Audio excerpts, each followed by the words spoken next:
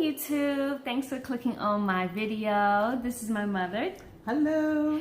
As those of you that are subscribed to my channel know already, you heard me mention that my mom is in the Peace Corps in Nicaragua, so she's been visiting for the last week, and I thought it'd be great to introduce her to you all. So I'm going to introduce her by doing a mother-daughter tag. So if you're not already subscribed to my channel, please do. So let's get started. You ready? She has not reviewed these questions. So what was I like as a child? Wow.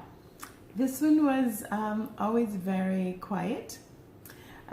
She didn't talk a lot, but she was very, very curious. So she was always snooping around and trying to sort things out. Sometimes, obviously, without my knowledge. Just very pleasant and sweet, but definitely very quiet. So you'd never know that now, would you? I'm still quiet. What do you think of me making YouTube videos? I think it's a good idea, I guess. You know, this sort of new way of communicating is a little different. It's something that was around in my younger years. But I think it's fun, a great way to express yourself and to share with so many people, sometimes some very personal things, sometimes not so personal, but just an interesting way to share. I think it's fun. What's something funny I did when I was younger? Well, this is something really interesting, and she doesn't know I'm going to say this, so she's putting me on the spot, so here we go. There was a time in middle school where a girl in her class got pregnant, and she was super, super young, maybe like 8th grade, something like that. And so, of course, I thought, well, I need to sit down and talk about this and the implications, make sure she understands what's going on here. Oh, my God. So I said, well, so the approach I decided to take was, how are you different from this girl in your classroom? You know, how are you all different? And she thought about it. It seemed like a very puzzling question to her. And she says, well, Mommy, I'm a vegetarian. So I said, oh, my poor child, there's so much she doesn't know. So that's a funny story. That is a funny story. Oh, my gosh. I remember that moment. Have you learned anything about makeup and beauty from me? Well, I think what I've learned is that you can be simple and not have a whole lot of fluff and still be very lovely just being natural. So I think I've learned that more from you than anything. Really? Yeah, absolutely. Because Rachel's never been one much for a lot of makeup and extra stuff. She likes hair color, in case you haven't noticed. But other than that, you know, I think she just has always just been a very natural beauty, and I think that's great when you can celebrate your natural beauty. Thank you. What's a weird habit of mine? And I don't think she realizes she does this. She sort of just like always fiddles with her fingers in her lap. It looks almost painful. She'll just sort of press down on her fingers and squeeze her hand in her lap. Yeah, you do that. I was watching you in church yesterday sit and do it. It almost looked painful. Like, what sort of underlying anxiety is behind all this squeezing of the fingers in her lap? Something's going on. You need to watch more carefully. That is so funny. I really never noticed that. Yeah. You never noticed all those bruises on your left hand? Oh, please. If you had to rename me, what would it be? Oh, maybe Bunny Rabbit? Because she's like always everywhere. So for a nickname, I could call her Bunny. I'm always everywhere. Oh, she can't sit still. She's over here, she's over there. That's because I'm usually chasing a 2-year-old. Oh, no. Long before the 2-year-old, she was everywhere with her girlfriends, with her activities, just all of her interests. So, no, believe me, she is an energizer bunny. I don't think so. I'm always exhausted. When we go out to eat, what do I order? Well, what does she order? She orders the most uninteresting things she can find. Are you serious? It's not really uninteresting, but it's definitely something that has a minimal amount of calories, vegan preferably, total clean food, the most healthy thing. And unfortunately, by the time you check off all those things on that list, usually it's something boring. So I think the stuff I order is very good and very interesting. And she would think that, wouldn't she? Mm-hmm. Well, I mean, I don't know. No sugar. Oh, I would like that with no sugar, no butter. Make sure there's no fat whatsoever. There absolutely can be no dairy. And I need to know exactly where that asparagus was grown. I am so not that bad. She is over exaggerating. Okay, whatever. I can't believe you really think this of me.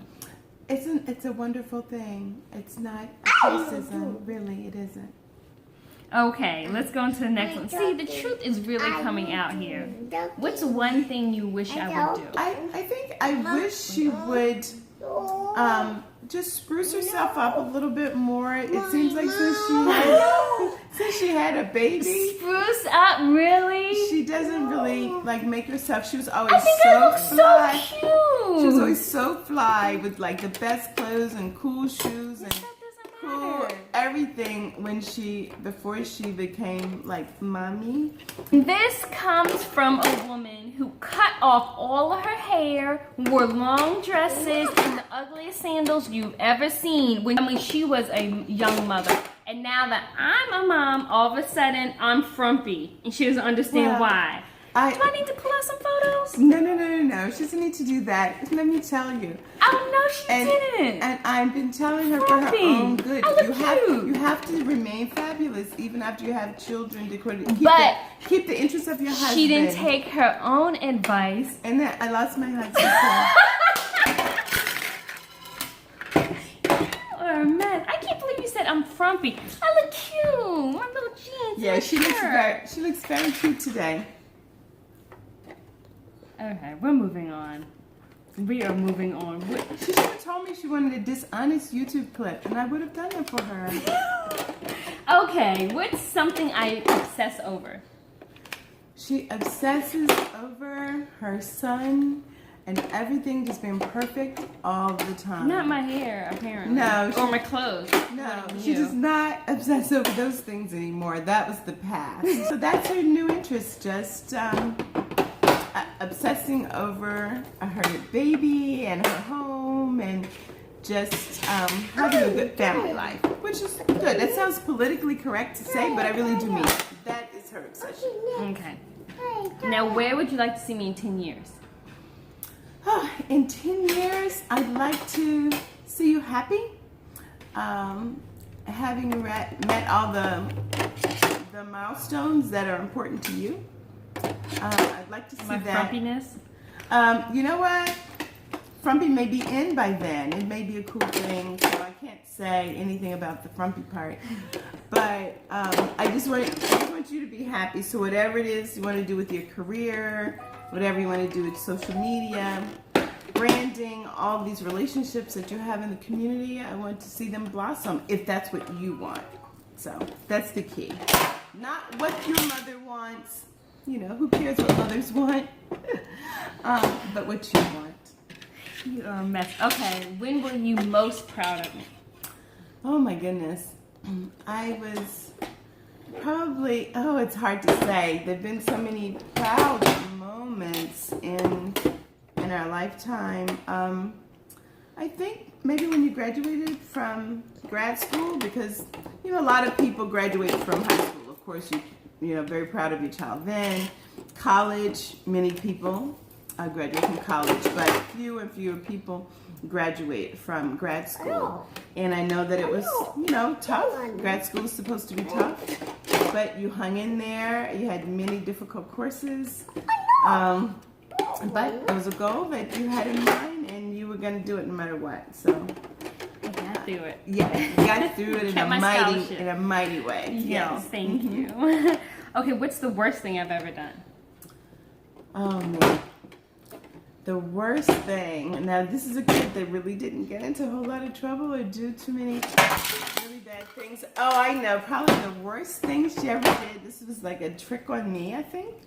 So she stayed on me about giving her my old car and me buying a new car. I mean, just like constant, when she was maybe 16, 17. 18 or 19. No, anyway, she was in high school. Don't believe her. She was in high school. So anyway, finally broke down. I bought a new car. She got my other car. And so she, they were all over the place. She and these other high school students. She had a carpool. I was giving her money for gas, and each kid was giving her money, which I did not know. So she was really making out like a bandit. After school, they'd go to Taco Bell. I didn't know anything about any of that. Anyway, so she's very responsible. Well, once she started college, I guess she didn't want that car anymore, so she pretended like it was stolen. It was not. I did not pretend. No, anyway, so the car. So I helped her get another car. I gave her some money, and she had some other money. She got another car. And then miraculously, 2 weeks. No, it was like the next day that I got the new car. Oh, so the next day. Sorry, I was giving her 2 weeks.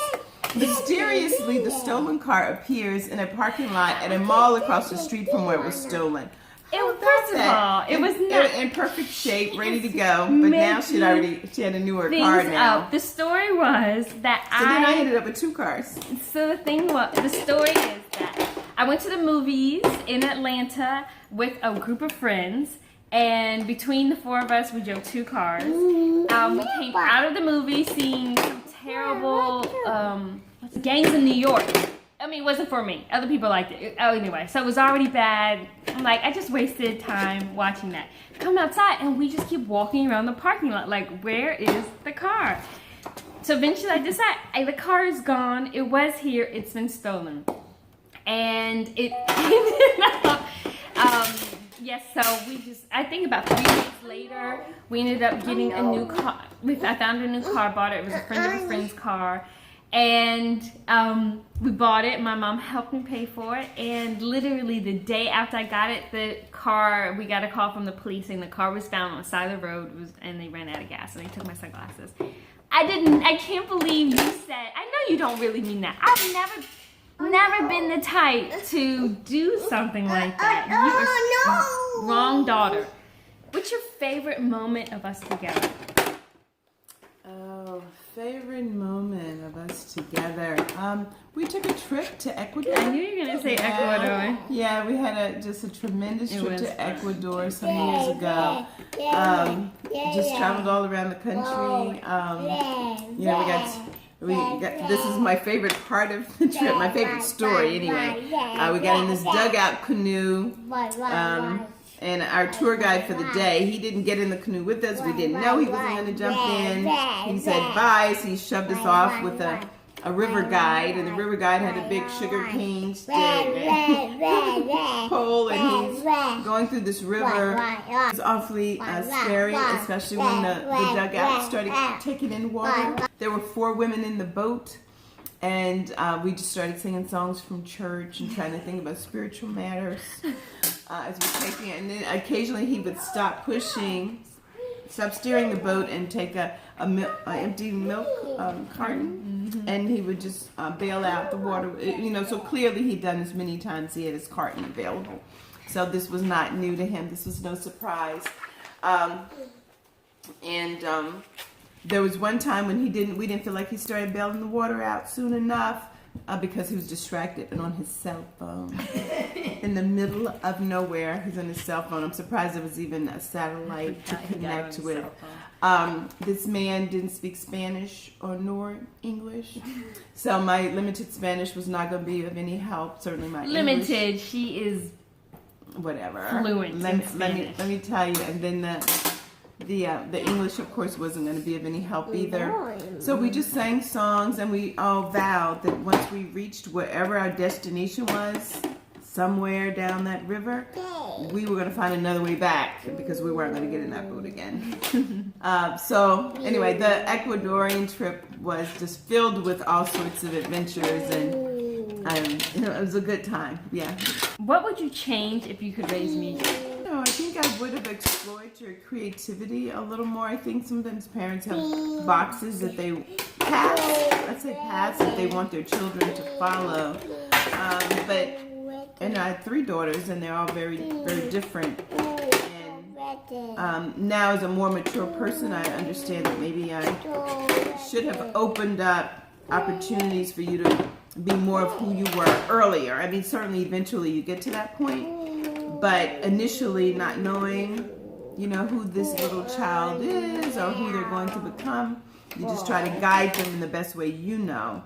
But I wish I could have seen earlier on where your strengths were really most apparent, and it opened up more opportunities a little bit earlier for you so that you could develop those. What more. are those areas? I think you're very creative and analytical, and I was always trying to steer all my daughters early on into areas where I was the strongest, and I've always been strong in public speaking and acting. Never really had any great athletic ability or mathematical ability, so I didn't really know how to guide anyone in those directions. I only knew what I knew, right? And those things were more personal, whereas you have more of a mathematical, engineering type mind. So I think, you know, if I had known that, maybe I would have, you know, guided you in a different direction and wouldn't have pushed so hard in the areas where I was stronger, you know, say for example, theater and public speaking. I think those things have helped you, you know, a lot. So regardless, you did well. Well, I think that's it. Thank you guys so much for tuning in, and I hope you enjoyed this. Thank you guys so much, says my 2-year-old. But thanks so much for watching. Don't forget to subscribe to my channel and give me a thumbs up if you enjoyed this video. And I love you, Mom. See y'all later. Bye.